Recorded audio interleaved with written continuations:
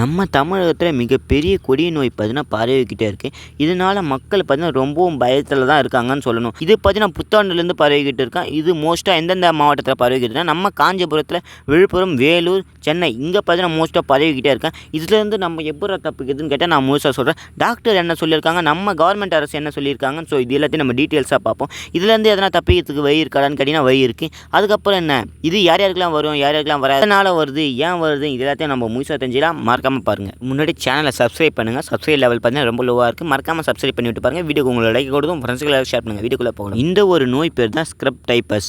இந்த ஒரு நோய் எதனால் வருது, ஏன் வருதுன்னு அதை முதல்ல ஃபஸ்ட்டு பார்த்துடலாம்.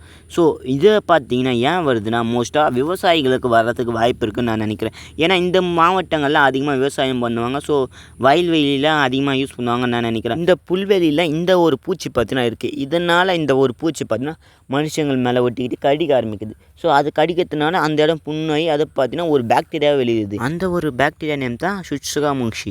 இந்த ஒரு நேமுக்கு ஆக்சுவலி காமெடியாக இருக்குல்ல, இது சாதாரணமாக எடுக்காதீங்க. இதுதான் ரொம்ப மோசமான விஷயம். ஸோ இந்த ஒரு பாக்டீரியா உள்ளே போய் தான் ஸ்க்ரப் டைப்பஸாக ஒரு நோயை வெளியிடுது. ஸோ இதனால தான் இது பார்த்தீங்கன்னா பல பேருக்கு பரவிக்கிட்டு இருக்குது. இது பார்த்தீங்கன்னா புதிய நோய் இல்லை, இதுக்கு முன்னாடி இந்த ஒரு நோய் பார்த்தீங்கன்னா இருந்திருக்கு. இந்த ஒரு நோய் பரவத்துக்கு ஒரு முக்கியமான காரணம் என்னென்னா நம்ம வளர்க்குற பெட்டுன்னு சொல்லலாம். ஸோ பெட்டில் பார்த்தீங்கன்னா உண்ணி இருக்குன்னு நினைக்கிறேன், இது பேன். அந்த ஒரு பேனால் நம்ம பிளட்டில் பார்த்தீங்கன்னா கலக்குது. ஸோ அதனால இந்த ஒரு நோய் ஸ்க்ரப் டைப்பஸ் பார்த்தீங்கன்னா வரத்துக்கு வாய்ப்பு இருக்குன்னு டாக்டர்லாம் சொல்லியிருக்காங்க. ஸோ இது யார் யாருக்கெல்லாம் வரலாம், யார் யாருக்கெல்லாம் வராமல் இருக்கலாம், அப்படி ஒரு லிஸ்ட் எடுத்து பார்க்கலாமேன்னு பார்த்தா எல்லாருக்குமே ஷாக்கிங்காக இருக்குது. ஸோ அப்படி என்ன சொல்ல போகிறேன்னு கேட்டிங்கன்னா இந்த ஒரு நோய் பார்த்தீங்கன்னா எல்லாருக்குமே வரலாம். சின்ன குழந்தைங்கள்லேருந்து பெரியவங்க வரைக்கும் யாருக்கு ஒன்றாலும் வரலாம். இது பார்த்தீங்கன்னா நோய். ஸோ 100% யாருக்கு ஒன்றாலும் வரத்துக்கு வாய்ப்பு இருக்குது. ஸோ இது கடிக்கிறதுனால அங்கே பார்த்தீங்கன்னா கருப்பாக இருக்கும். ஸோ அந்த ஒரு இடம் நீங்கள் உங்களுக்கு எதனா இந்த மாதிரி இருந்தால் மறக்காமல் செக் பண்ணி டாக்டர்கிட்ட சொல்லுங்கள். ஸோ இதுக்கு பார்த்தீங்கன்னா மருந்து இருக்குது. ஸோ இதுக்கு என்னடா மருந்துன்னு கேட்டிங்கன்னா அந்த மருந்தோட நேம் தான் ஆன்டிபயோட்டிக் ட்ரக் சைக்ளின்.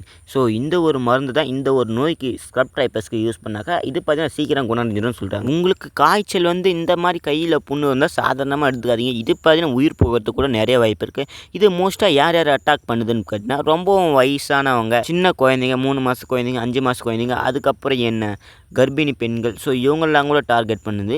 ரொம்ப சீக்கிரமாக பரவுதுன்னா இவங்களுக்கு தான், அதாவது எதிர்ப்பு சக்தி இல்லாதவங்க, இவங்களெல்லாம் கடிச்ச கொஞ்ச நேரத்தில் போய் ஹாஸ்பிட்டலில் டாக்டர்கிட்ட செக் பண்ணி ஆகணும்.